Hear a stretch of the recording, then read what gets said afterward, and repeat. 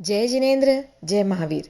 तीर्थंकर सीरीज में आज हम 16वें भगवान शांतिनाथ जी के बारे में जानेंगे और समझेंगे।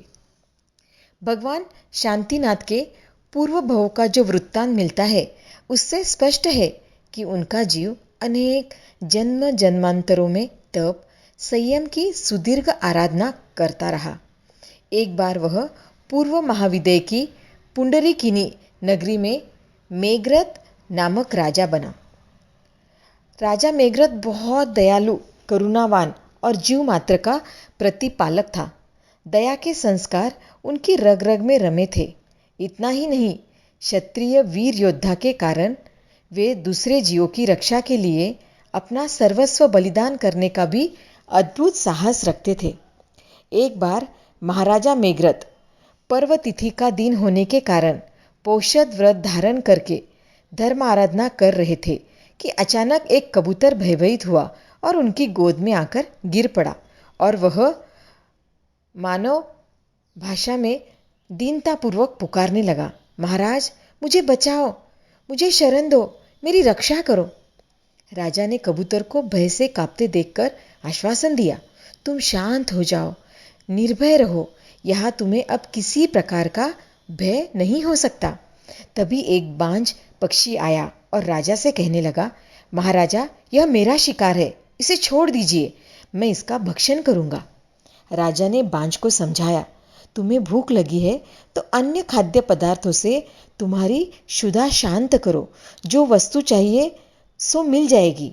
किसी जीव का भक्षण कर उसके प्राण क्यों ले रहे हो? बहुत समझाने बुझाने पर भी बांझ ने एक ही हट पकड़ ली, मैं मांसाहार ही खाऊंगा, मांस के अभाव से मैं भूख से मर जाऊंगा, तो मेरी हत्या का पाप के भागी आप होंगे।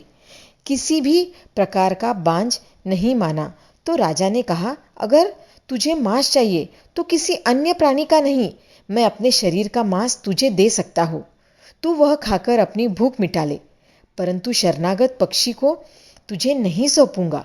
कबूतर के भार के बराबर मांस देने की शर्त पर बांझ राजी हो गया।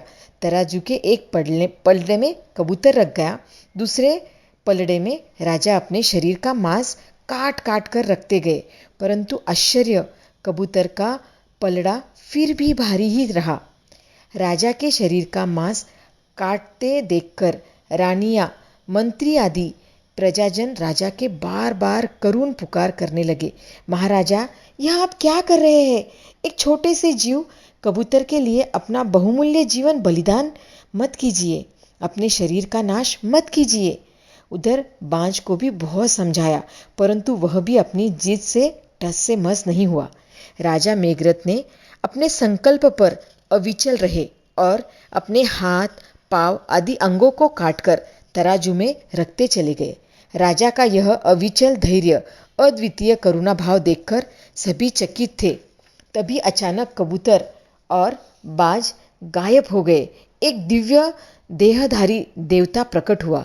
उसने उद्घोष किया, दयामूर्ति करुणा अवतार महाराज मेघरथ की जय हो, महाराजा मेरा अपराध क्षमा करे। ईशानेन्द्र द्वारा आपकी करुणा भावना शरणागत रक्षा की प्रशंसा सुनकर परीक्षा लेने के लिए मैं यह माया रची थी। आप धन्य हैं, आपको कष्ट हुआ, क्षमा करे। शरणागत जीव की रक्षा के लिए राजा मेघरथ का यह आत्म बलिदान संसार में आज भी गौरव के साथ गाया जाता है। आज हमने शांतिनाथ भगवान के बारे में आधा ही जाना है। आधा जानने के लिए नेक्स्ट वीडियो के लिए आप मेरे साथ बने रहना। तब तक के लिए जय जिनेन्द्र, जय महावीर।